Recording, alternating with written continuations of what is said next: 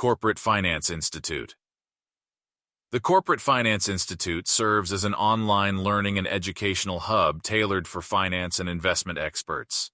This platform offers a range of courses and certifications that cover subjects like financial modeling, valuation, and various other aspects of corporate finance. Acquire practical skills essential for advancing in your career through authorized online courses, sought-after certifications, and a set of tools and resources designed to enhance productivity. Therefore, we have presented to you an entire series encompassing diverse concepts related to finance.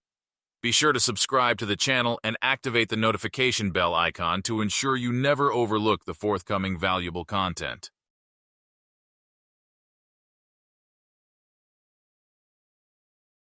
Hello, I'm Jeff Schmidt, Vice President of Financial Modeling at Corporate Finance Institute. Welcome to CFI's Introduction to Business Valuation course. In this course, we'll cover a core skill set needed by all financial analysts. We'll discuss why valuation matters. We'll look at a wide range of valuation methods and the pros and cons of each of those methods. Valuation is part art and part science. Because of this, valuation is ultimately subjective. However, we'll steer you in the right direction to use the most appropriate valuation techniques. We'll start by making sure you're clear on the difference between enterprise value and equity value. We'll then look at the three main business valuation techniques: discounted cash flow valuation, comparable company valuation, and precedent transaction valuation. We'll finish off by showing you how to present your analysis in a way that will make you a world-class financial analyst. This course is structured with a range of video lectures, followed up with exercises and interactive case studies where you have to apply the business valuation techniques in Excel. We've also included assessments wherever possible so you can test your knowledge. This course is not only good for beginners, but it will also cover some more intermediate discussions for experienced practitioners. We also have even more in-depth courses on DCF valuation modeling and comparable valuation analysis for those of you who want to build on the skills you learned in this course. We have a lot of exciting material to cover. Now let's dive into the course and get started. So what is valuation? Well, it's the art and science of attributing value to an asset, investment, or company. How do we know what it is a good investment and what's a bad investment? Sometimes these are obvious. We all typically agree a house is a better investment than a car. The house is usually an appreciating asset, while the car is a depreciating asset. However, it's not always that obvious. Take, for example, two publicly traded supermarket chains. How do we know which is the better investment? We would have to review those companies' financials and think about how they might perform in the future, and invest in the one that we think will be the better performer. Now let's talk about why. Why perform business valuation at all? Well, there are many reasons to value a company. We may be buying or selling a business, or raising money, like in an initial public offering or an IPO. Research analysts make buy, sell, or hold investment decisions and communicate those findings to investors. Internal decision makers at companies use valuation to make informed decisions. While there are many other reasons to perform a valuation, as shown in the bottom row, we are going to focus on valuing a business for investment purposes. We've said valuation is both an art and a science. The science part is pretty easy. We can review a company's financials and calculate various ratios. We can look at the company's track record or its performance over time. We can also apply various statistical calculations using company data. The more difficult aspect is the art of valuation. We would need to evaluate the management team, the company culture and strategy, whether the company has a sustainable and defensible moat. In other words, does the company have a long-term competitive advantage versus its competitors? Also, forecasting is an art. We have to look at all of the topics we've listed to help us predict how the company will perform in the future. Let's look at an example of the relationship between the art and science of valuation by looking at ratios and forecasting. With regards to the science part of valuation, we can look at the past performance of the company using common calculations, like return on equity. This is an easy and very common calculation. All we need is the company's net income and its shareholders' equity. We can then calculate return on equity and look at how that ratio has changed over time. We can do the same with other ratios or calculations. This is just simple math using a company's financials. The more difficult part is trying to forecast company performance into the future. This is where the art comes into play. In order to project things like revenue, profits, or cash flow, we must have a deep understanding of the business and where it's going for our forecast to be meaningful. We need to be able to assess company management. How is their track record? Is the company culture one of innovation? We also need to know a lot about the industry it operates in. What is the nature of competition in the industry? How competitive is the company with regards to its peers in the industry? What are particular challenges or threats to the company we wish to consider?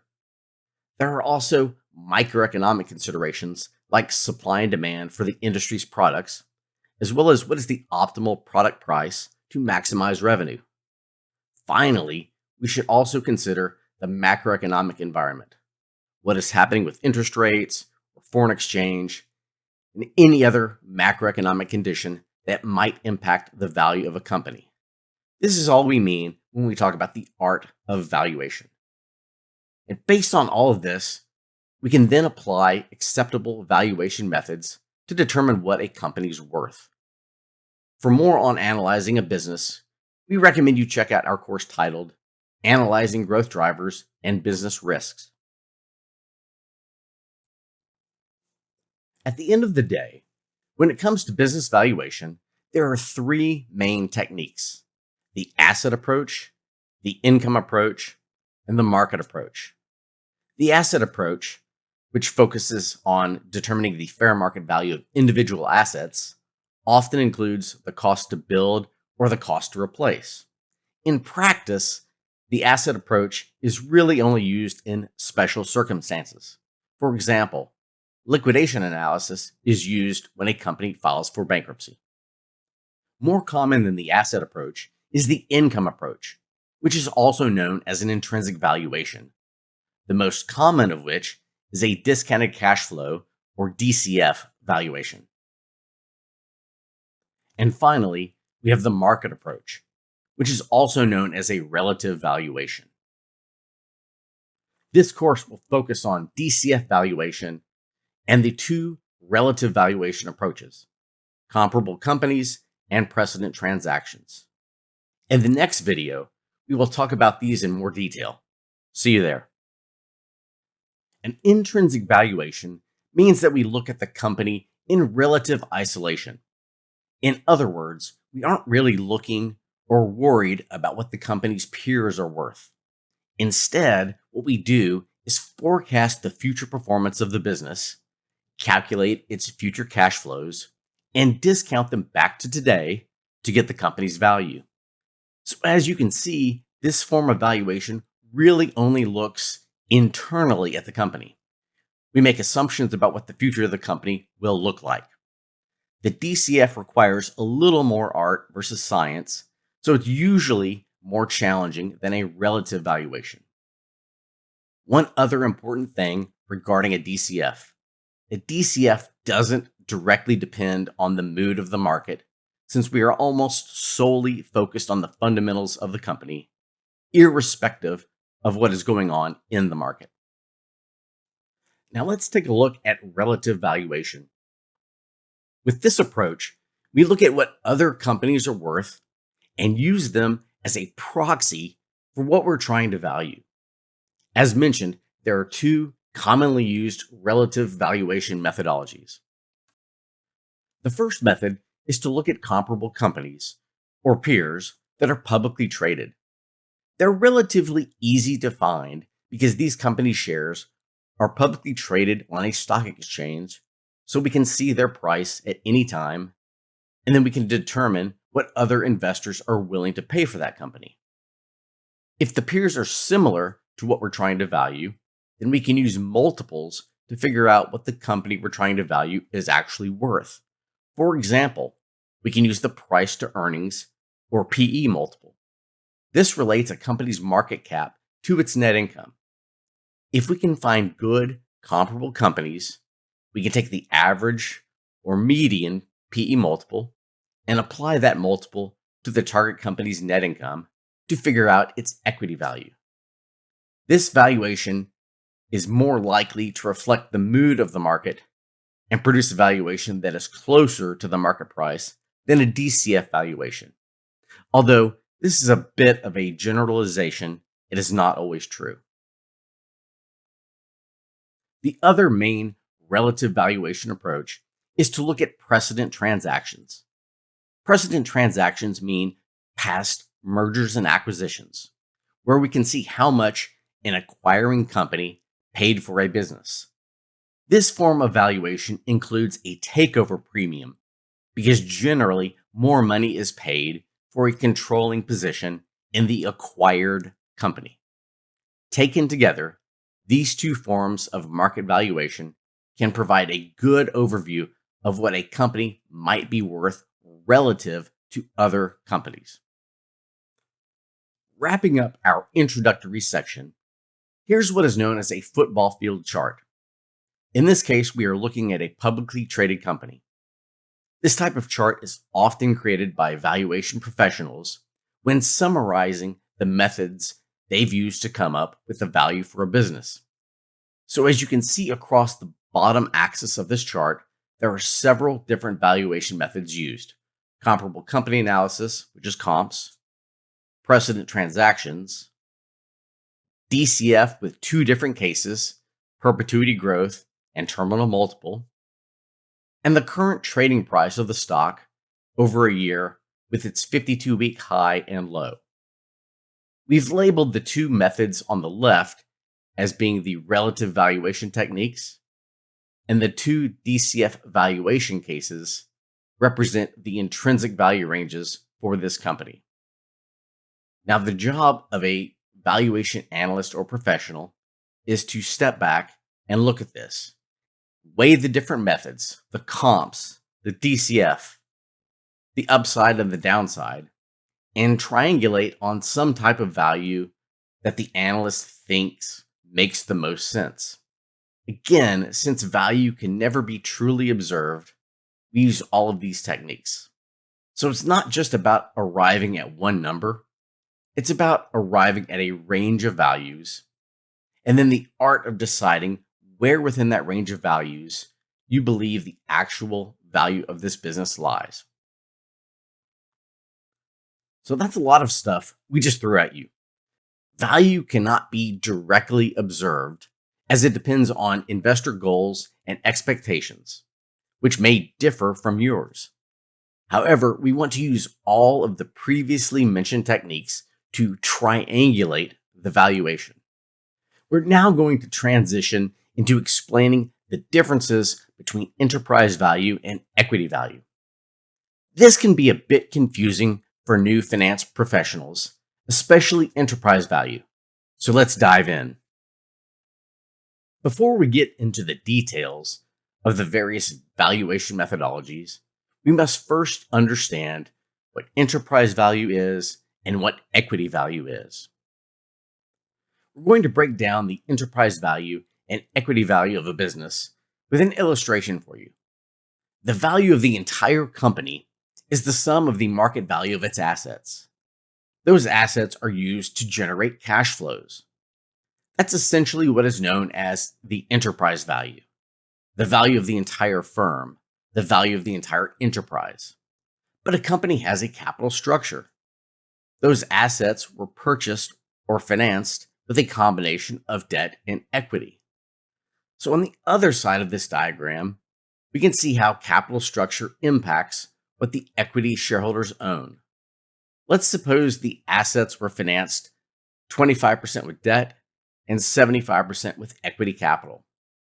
What this means is After deducting what the debt investors have helped to finance, you have what's left over for the equity investors.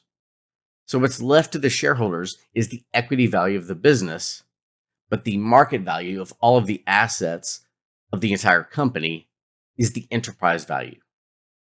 Let's take another look at this using a house as an example.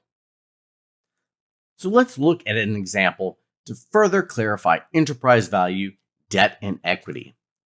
Imagine 3 different houses. Each of these houses is financed in its own way.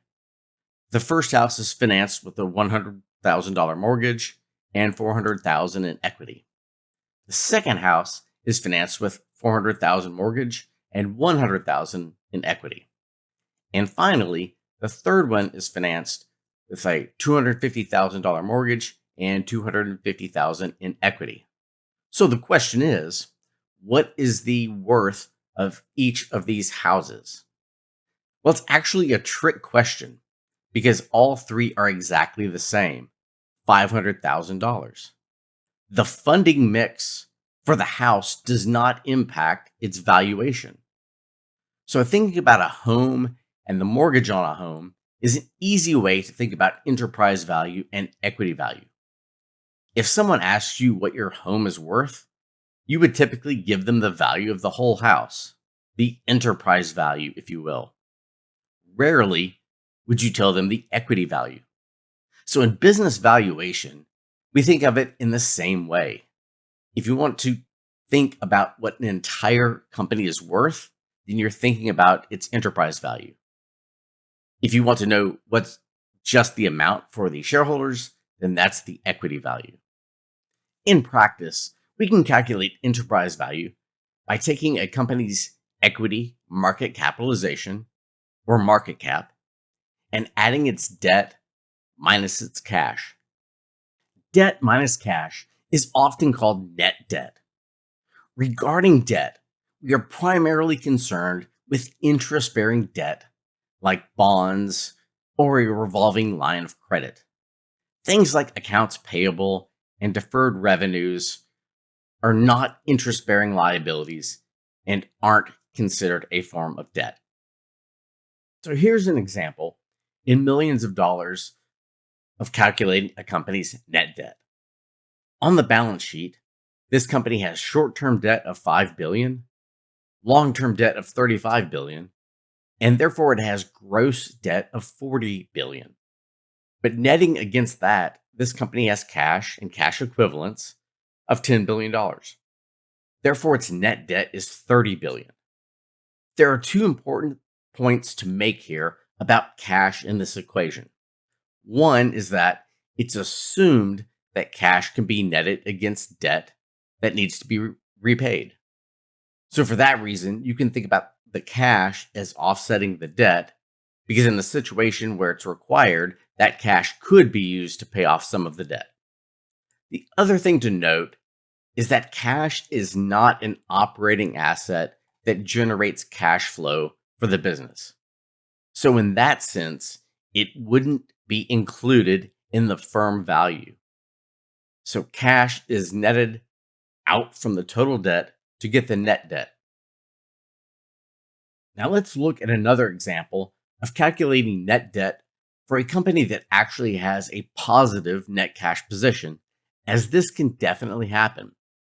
So imagine a company now that has short-term debt of $5 billion, no long-term debt, and therefore gross debt is $5 billion. We then need to deduct from that the cash position, which is $20 billion, and therefore that results in a net debt position of negative $15 billion.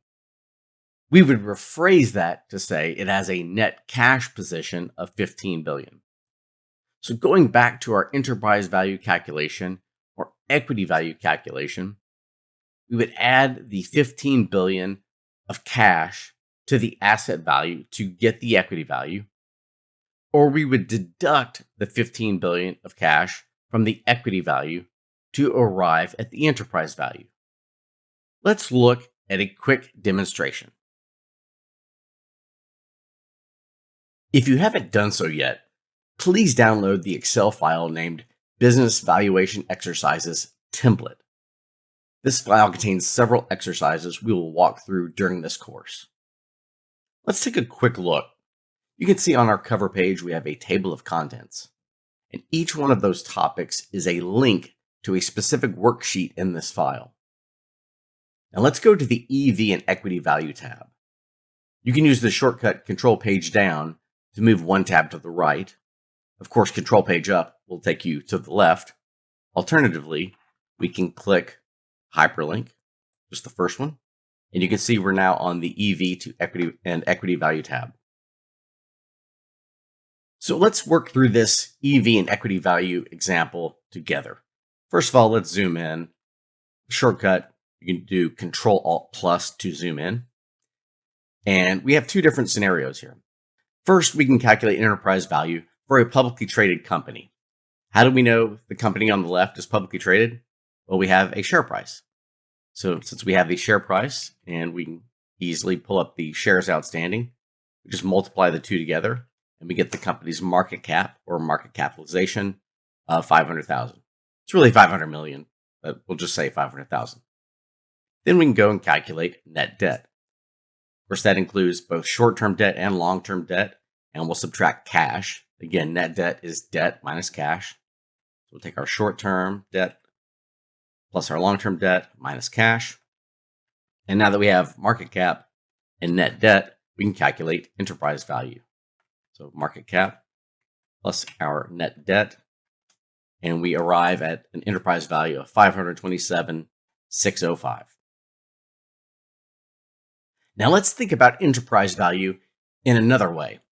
Let's say we went and performed a valuation, either a discounted cash flow valuation or a relative valuation, and we derived enterprise value of 527,605. Of course, we kept the numbers the same just for comparability. But our valuation, again, tells us the enterprise value is 527,605. Well, we want to see what does that imply for this company's share price. Well, first we calculate net debt. The calculation is the same as before. Add up both debt items, subtract cash. Now to get the market cap, in this case we take enterprise value minus our net debt. And we have a market cap again of 500,000. And to figure out what that implies for a share price, just our market cap divided by our shares outstanding. And we arrive at a $25 per share price. So the point here is twofold. On the left-hand side, we can calculate enterprise value for a publicly traded company. We can calculate its market cap since we have a share price. We can calculate net debt, and then we can calculate enterprise value. On the right-hand side, though, if we perform a valuation and derive an enterprise value, we can then back solve for the implied share price. So one final point to make here is let's see what happens if the company has more cash than debt. So we'll just hard code in a large cash balance of 50,000. And you'll notice that net debt is actually negative now. So if there's negative net debt, that means the company is net cash positive. In this case, the company is net cash positive by 20,000. But look what happens between enterprise value and market cap. In this case, enterprise value is actually less than market cap. So just one thing to note, again, when a company has more cash than debt, enterprise value will be lower than market cap. So we spent a lot of time discussing enterprise value versus equity value, but we haven't really discussed valuation multiples. However, we can still use multiples and look at a practical example and see how there might be differences in multiples. So on the tab EV versus equity multiples, we have two companies, company A, company B. You can see their income statement. If you scroll down, we have a simplified balance sheet. Okay. Company A and company B are identical companies in every way, with the exception of debt. Company A has much more debt. Okay. Zoom in a little bit. And due to that lower debt burden, we assume that company B will have a greater market cap. Okay. Now, admittedly, this is a simplification and may not necessarily hold in the real world. But since we are pretending these companies are identical except for the debt, then it works for our purpose. So let's now calculate net debt for each company as well as enterprise value.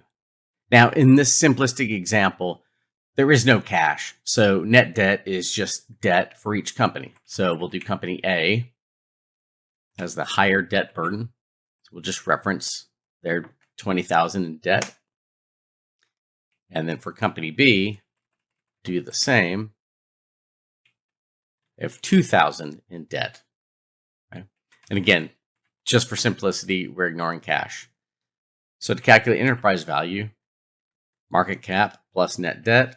So we can just sum those up, fill to the right, and we have an enterprise value of $180,000 for each company. That should make sense because enterprise value is the value of a company's operations, and these companies are identical other than capital structure. And enterprise value is capital structure neutral. Now let's pull in the EBITDA. And EBITDA is also capital structure neutral. So we have the same EBITDA. We calculate enterprise value to EBITDA, the EV to EBITDA multiple, and we get 8.6 times for both company A and company B. Now let's take a look at the price to earnings multiple.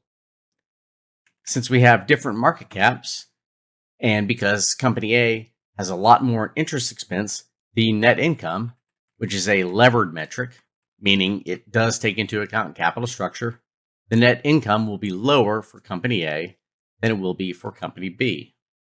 So we can reference company A and then we can fill to the right to get company B's net income. Of course, the fill right shortcut is Control R. From there, we can take our market cap divided by net income, and we have our price to earnings multiple. Again, we can fill that to the right. And in this case, you can see that the multiple is different. Of course, it's different for two different reasons. There's differences in market cap because those are both levered metrics. There's differences in net income because company A pays a lot more in interest expense. So we would expect to see differences in price to earnings in this case. Because again, the only difference between these two companies is the debt.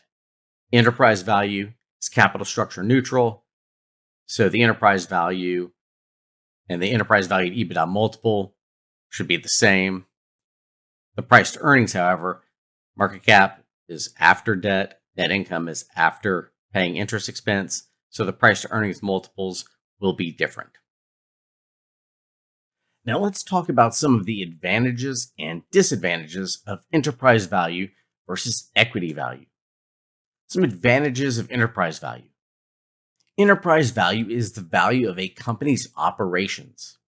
Since enterprise value is capital structure neutral, as we discussed in the house example, it's more useful when comparing companies with different capital structures. Enterprise value multiples minimize accounting policies relative to net income and earnings per share. But there are also disadvantages to using enterprise value. While this course focuses on debt and cash with regards to calculating enterprise value, there are other debt and cash-like items that may be hard to measure.